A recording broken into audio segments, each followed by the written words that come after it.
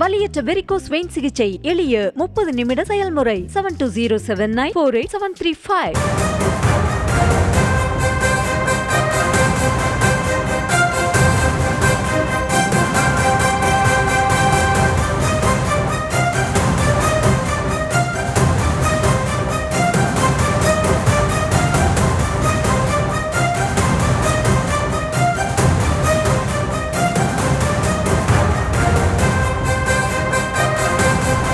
செய்தியை பார்த்துக் கொண்டிருக்கிறோம்.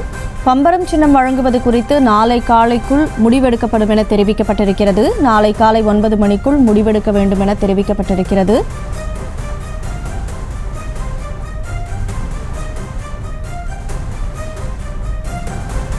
மக்களவைத் தேர்தலில் மதிமுக பம்பரம் சின்னத்தில் போட்டியிடுவதற்காக சின்னத்தை கேட்டிருந்த நிலையில் இது தொடர்பாக பம்பர சின்னம் வழங்குவது குறித்து நாளை காலைக்குள் முடிவெடுக்க வேண்டும் என உயர்நீதிமன்றம் தெரிவித்திருக்கிறது. கூடுதல் விவரங்களோடு செய்தியாளர் மதியழகன் இணைப்பில் இருக்கீங்க. முழு விவரங்களை வழங்கலாம்.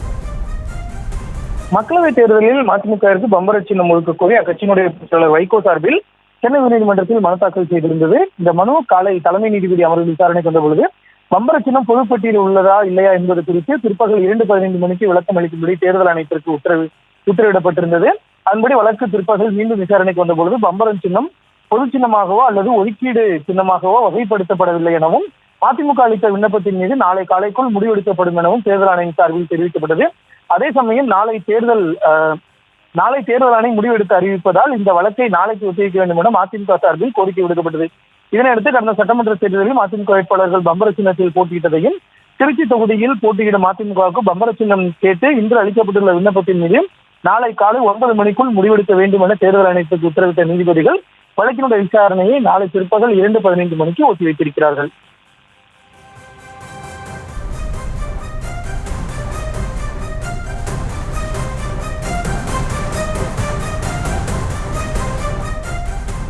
விவரங்களுக்கு நன்றி மதியழகன்.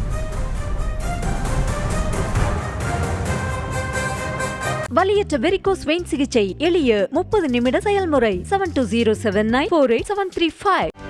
செய்திகளை உடனுக்குடனும் துல்லியமாகவும் தெரிந்து கொள்ள சப்ஸ்கிரைப் பண்ணுங்க.